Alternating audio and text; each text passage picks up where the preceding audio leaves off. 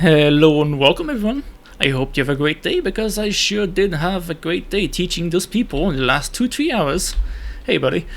In the last 2-3 hours about the basics of Foxhole, and what I mean by the basics is the basics about producing stuff and shooting and equipping your equipment and whatnot.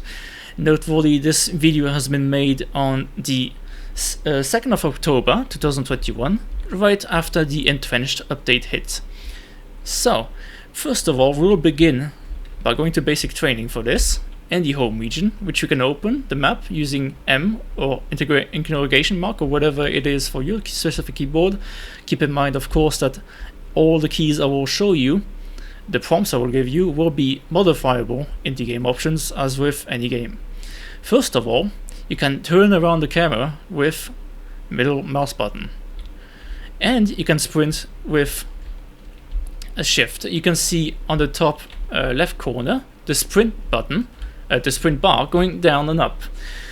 It is noteworthy as a side point that if you will not sprint while swimming, you will drown. I just want to point it out before I forget this because it is very important to not drown and die in this game.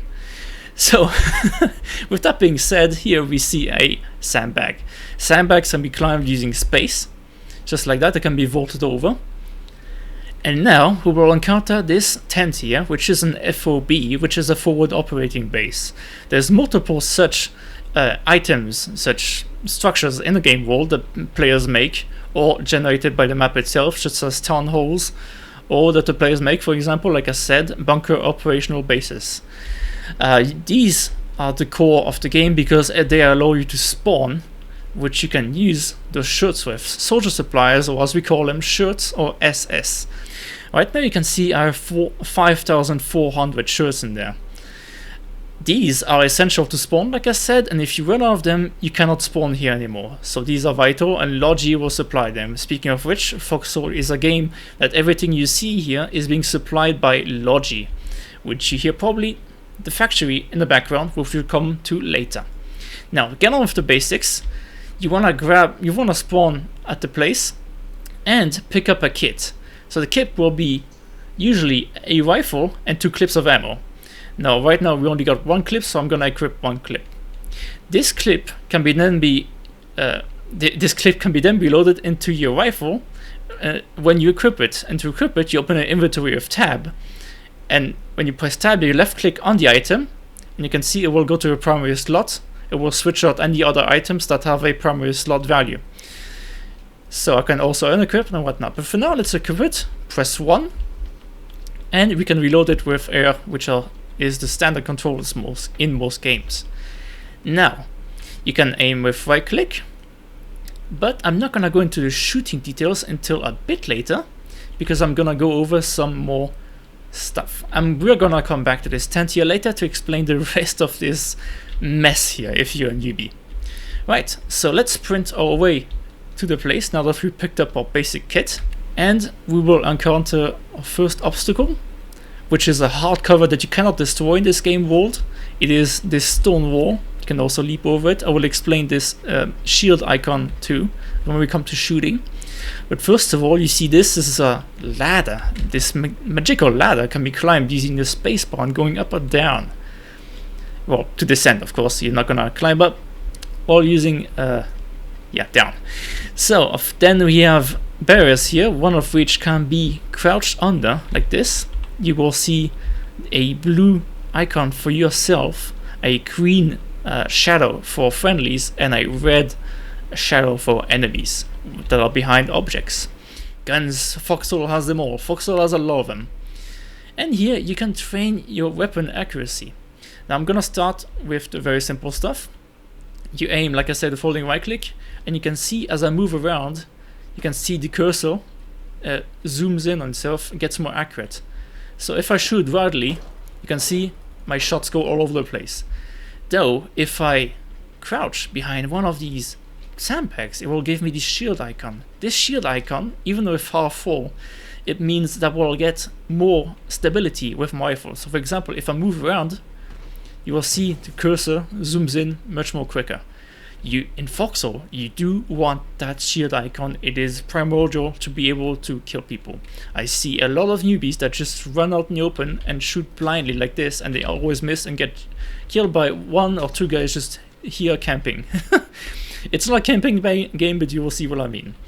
But here, however, we see a white line. If I aim behind something, it means that it is being interrupted by the object or an entity or a player or whatever. So if I shoot, it will not hit behind where I have my actual cursor. Right, so with that being said, if I extend the white line further, you can see here it starts to dissipate. What that means is the further you go, the less damage you go. If you go all the way where the line fades out, for example, if I shoot this rock, every bullet will do 1 damage to a player. So 1% damage from 100. Which is really not a lot. You'll need 100 bullets, whereas if I would hit someone with this gun, typically at this range, within the white line, within its full, it will kill someone in usually 2 shots. And we'll get to the revive and medical stuff later on as well. So first of all, what I'm gonna do to compare, I'm gonna select a sniper rifle, which again, I will pull into my turret with left click, and I will take the according ammo for it in the box next to it. I can pull it out the same way I said before, and you can see I'm much heavier with it already. The reload time is much different, and it takes a lot more time, even with a shield icon, to get accurate. So different types of weapons behave differently. I know, it's a miracle.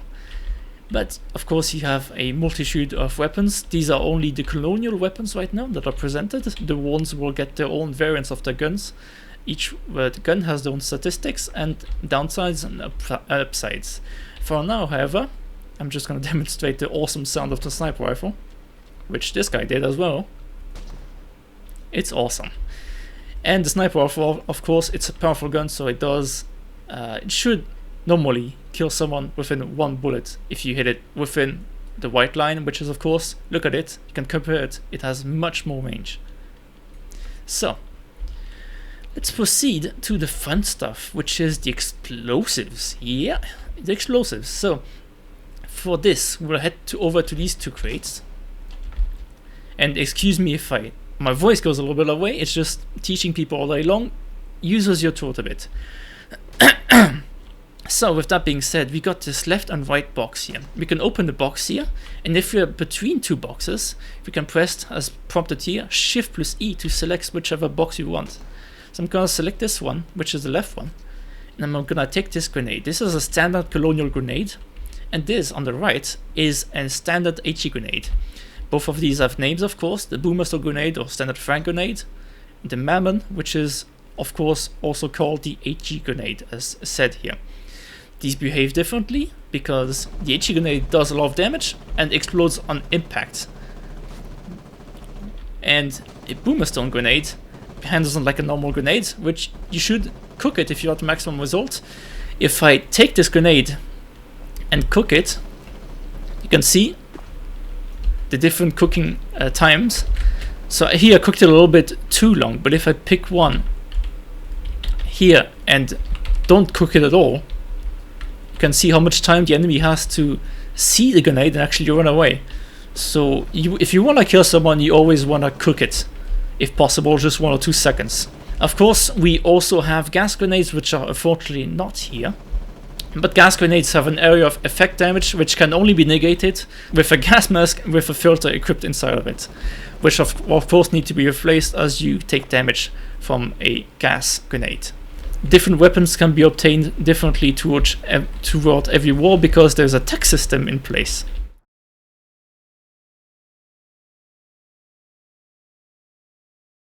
Now the last thing I want to showcase here is this thing, which is a tripod. Now you're asking myself, tripod what for? Probably, maybe you're not asking me that, but I'm going to show you anyway. So a tripod can be placed down by pressing B. B opens up this menu, this little icon, which you can press. You can deploy the tripod anywhere you wish. Right now I can press deploy it with B. So if you press it down, right now I cannot do anything with it, it is just a support for a gun.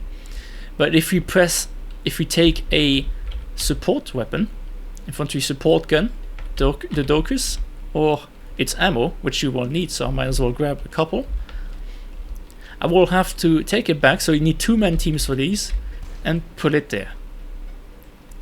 Right, now then you wanna crouch and press press A to mount it, sorry, and then reload it with air. Now we have 30mm anti-armor shell, which also work good against infantry. That was a heavy punch, wasn't it? You will notice that for this one, I don't need to crouch because I'm higher up. Right, now with that being said, we can move it a little bit further. So like I said, we can crouch by pressing Control or C or whatever you are using for your own custom setup. Or we can prone, usually with W, or in the default options, I believe it is X. I will now show you the medical part. Now for this, I'm gonna grab one item out of every one of these boxes, which is in the following row, in the following order: the first aid kit, the bandages, the trauma kit, and the blood plasma. Now bandages, let's start with bandages. You can equip them by pressing left click. It will go automatically in your auxiliary slot, your slot 3. This is your slot 2 if I didn't mention it already, and this is your Legion Fatigues uniform, which I will mention as well later on.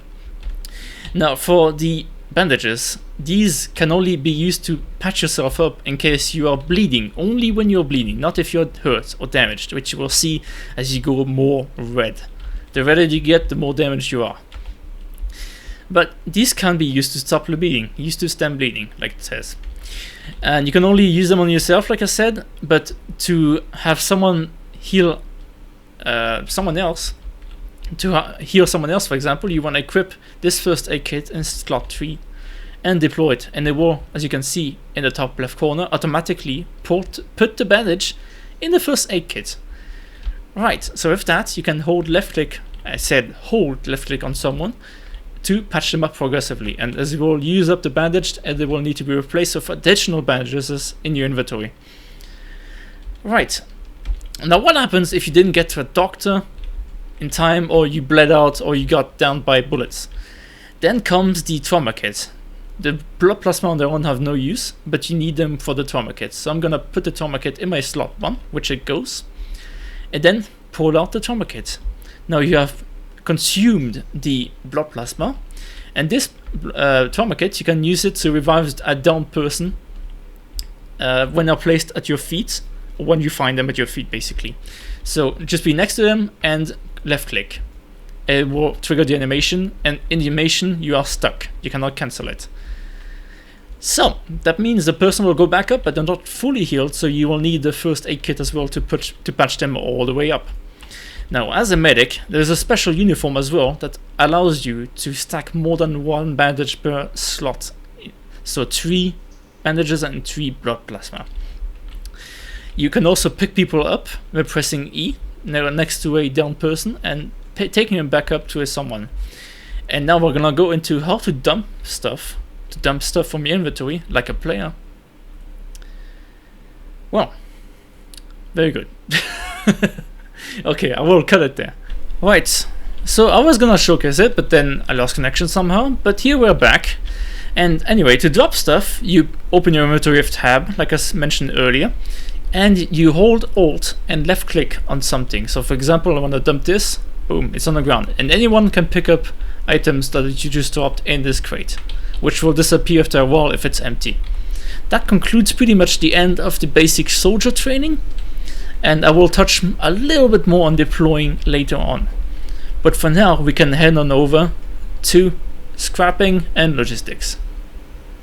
Right lads, welcome to the Logi tutorial. Everything in Foxhole is produced by the players themselves. That means every fucking bullet you see, everything you see is produced by someone scrapping away, as you call it. So scrapping is an activity you do to get the basic materials, aka BMATs as we call them, that you get by going to a salvage field like this, which you see on the map, symbolized by a screw. Now, you can go to the node itself and see how many nodes are remaining, or open the map yourself and hover above when you have intel available outside of home region. So a node is this pile here, which is the tire as well. Each pile has 200 salvage, which is this salvage. Salvage that can be recycled into other resources at a refinery, which we'll get to. As the further you mine, the further you break it down. And here we have a good example of sometimes it is worth more than 200 salvage. When there's this little crystal thing, or whatever you want to call it, it means that this stack will give me more resources when I break it down. So as you can see, when I break this one down, it gave me 68. When I break this one down, with usually 3 or 4 hammer swings, it's 25. So there is a substantial difference. However, as you mine, as you scrap, you will maybe encounter this. This right now is an iron node. Iron and aluminium are two things that appear when you mine salvage. They are extremely rare and should be hurried to the refinery as soon as you get a good stack of them. They are essential to tech as of this update that I mentioned before, and should absolutely be brought to the refinery when possible. Now, with our 200 there, I will leave the scrap field, and I forgot to mention also that the node itself, the main one, cannot be mined, and that they will respawn every 45 minutes. So now, we can take our iron here, and before we go any further, I will quickly explain what's in the left, what's in the middle, and what's on the right. What's in the left is the inventory of the refinery itself. This is, for example, where we put stuff where it's stored, where it's not in the stockpile, which is completely different. This is what's internal that we need to pull out if it's stuck in there. Like you see, I needed to assemble it. Now, however, is the middle is what is interesting us right now. Sorry for stuttering. Because I'm gonna click this, and you guys can see it is submitting 20 of my salvage at once to make 10 BMATs at a ratio to 2 to 1, as you can see. I will take these BMATs and I will make more of these. I can also shift plus click to put all of these back and forth, or submit everything that I have in my inventory. Of course, though, you see this tab, it says public or personal. The difference is, if you put it into public, it will get stocked into the stockpile and you need to pull it out, which takes a bit. And it can be quite annoying in large quantities, so if it's not for somebody else, keep it to personal, and that way you can retrieve it instantly. There you go. I'm gonna make a few of these, wait until this ticks down. Yeah, you can also make diesel and other explosive materials, and the rest I will not go over. However, I will just quickly make this, that I will then submit to the stockpile by pressing this button here, submit stockpile items. It will stockpile everything that is automatically, it will automatically stockpile everything that is in the inventory here on the left. So again, folks, just to recap, left, middle, right, inventory, processing, stockpile. This is the inventory. You can stockpile it using this button, or you can also click on this button here on right clicking your items and submit it to the stockpile all, or just the individual thing. Of course though, this is pistol ammo and it cannot be stored here, but I will show this again later on. For now, let's grab 100 hard-earned BMATs, which you will of course ideally do with a truck, but I will show that later on. We'll take our 100 hard-earned BMATs and I'm gonna showcase quickly the construction.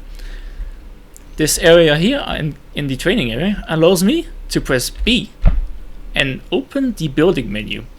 Now you have multiple options: construction vehicles, CVs for short, cranes, field hospitals, fire pits, etc., you name it. But right now I'm just gonna build a crate for storing stuff. It takes 25 BMATs. But wait, there's an enemy and he sees that you're building a blueprint.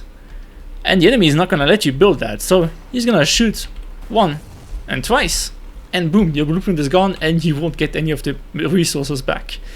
So if an enemy is shooting into blueprints, it's bad, folks. But however, they cannot damage hard stuff. Like this pillbox here, it cannot be damaged. For example, if I press F, if I toggle F with the hammer, I can go into upgrade modes. I can see the health. Now it is a bit damaged, but believe me, it was not by me. And you can also see the builder and which faction it belongs. If you're insecure, the flags, the yellow ones mean colonial and the blue ones mean warden. We'll come back to that in a bit. But for now, let's take our remaining BMATs and go on over to the factory. Now, as I'm walking slow, you will notice that I have here a symbol, a crate, a full crate that's red.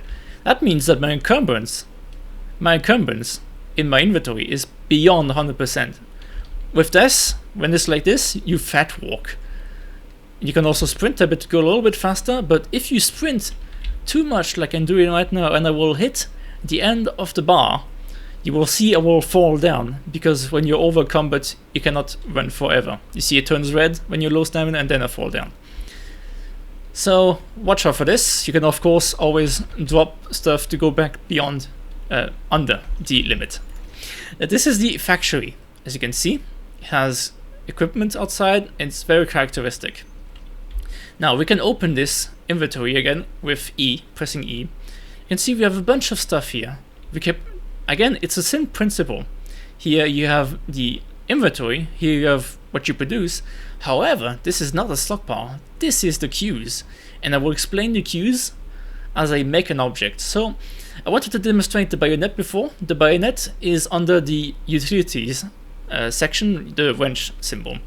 Bayonet, you can see it costs 40 BMATs and requires tech, which I've went into before. And it says here 20 buckhorn CQC. So not individual items, it is a crate. You cannot use this as individual items. For example, here a crate of 5 radios. Now if you make something like I said, you first have to... What is cheap here? I guess I can make another crate of bayonets. So I'm going to demonstrate it again with bayonets. You have it here. You have to confirm it here with the play button. If you click the play button, you will see a timer go down. And somebody else will see the timer, but they will not see what's being made, but they will see that they will have to wait. So you can still submit it, it will take into account, but you will have to wait because you're in second slot after me. So it is the time it takes plus my time, so you're in queue. I hope that is comprehensible enough amongst my stuttering. But yeah, once it is finished, you can either, of course, set it to personal or public. The difference, of course, is that since there's no stockpile, it will go directly in the inventory if you leave it to public. But since I have it to personal, it is reserved for me up to, I think, if I remember correctly, 45 minutes or 30 minutes or maximum an hour. Depends on what the devs tweak it, just like the component, the salvage respawn timers. So with that being said, if it goes into personal, I can just hit that check mark and it will go in inventory. Otherwise, public, it will go directly here. Now, with those delicious bayonets, I can then take them out, avoid the trucks blocking me, which is common in logistics area. This, of course, is the basic truck. More on that later. I can go, for example, here to a storage depot. And if I want to submit something to public, I can just do this and submit to stockpile or submit all, depends whatever is in there. When I'm gonna do this, you can see now there's bayonets, a crate of 20. And I can see who did this if I click on view log. It will show Colonel Cockface submitted, Buckhorn CQC 18 crate. So that is the basics of the stockpile. There's of course a code reserve stockpile, but that is more complicated. You can ask those on the field. People, like I said, always are glad to help you if they have the occasion. However, does not take raw resources. So if I do this or I click this button, it will not take it. Simply because it is not a crate. It only takes crates. Right. With that out of the way, I will dispose of some heavy stuff, maybe multiple items, and I will catch you at the fob that we talked about earlier. And we are back. This time you have safely arrived at your destination, avoiding enemies, which we'll talk about just after this, and you wanna submit them. Here we have our radios, we cannot use them. The way we have to use them is we have to submit them to a stockpile, And you can do this directly by the menu. If you put them here first, anybody can do submit to stockpile. So if you want to get the credit for it, you have to do this like this. Now, I have to assemble them back out. This is the annoying part of crates. You cannot use them directly. But now I will have a radio equipped by, of course, pressing tab and left clicking in its utility slot. But of course, the wardens, which are in blue if you are colonial on the map, they will not let you just casually deliver supplies that are vital for your team. They will do everything possible to disrupt you. Those people tend to go around in the back line, and they are called partisans. They will sabotage your truck, they will kill you and destroy these, which are watchtowers, short WT or VT as we call them in chat. These have a radius of 80 meters, and as you can see right now it's colonial. And we can see on the map, well, I should move away just a bit. You can see the icon, it is the same as this one.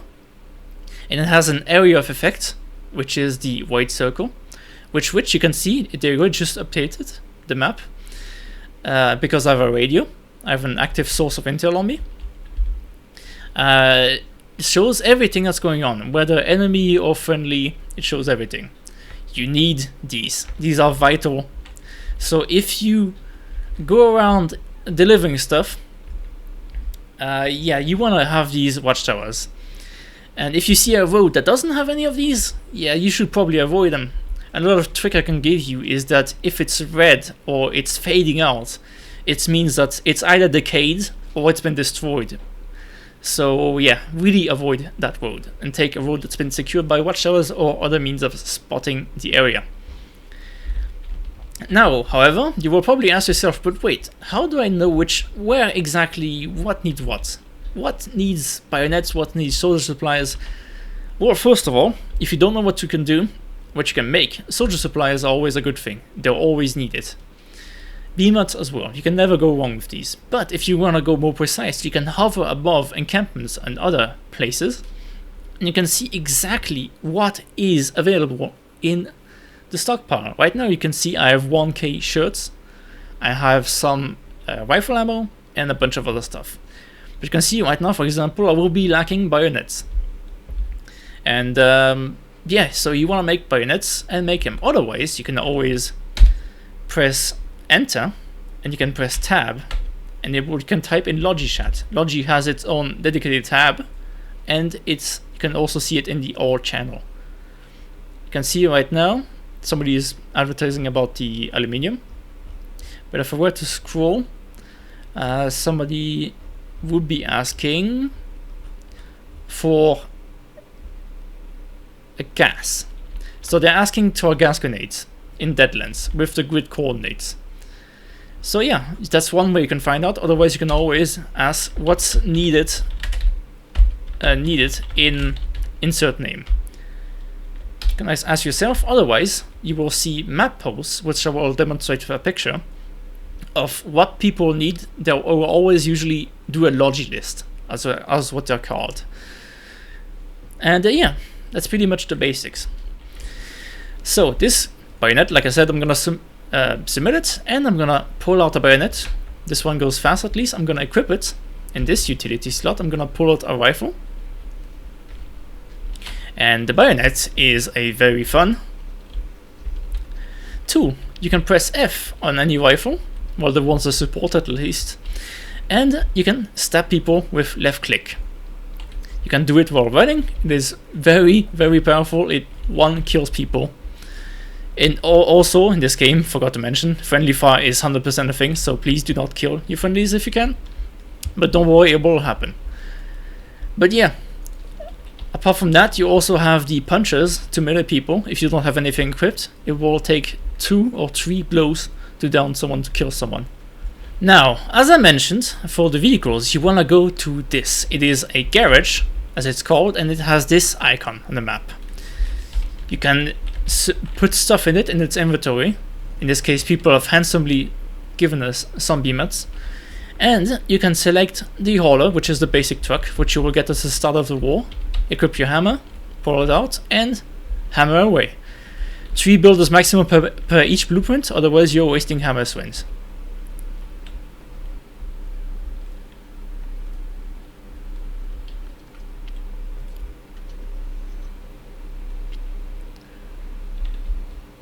Don't forget, of course, to press L to lock your vehicle if you are in enemy territory or it's not secure. Trucks can also be found at public parkings, as they're called, in lodgy areas, and they're usually unlocked, and please leave them unlocked if you're finished using them.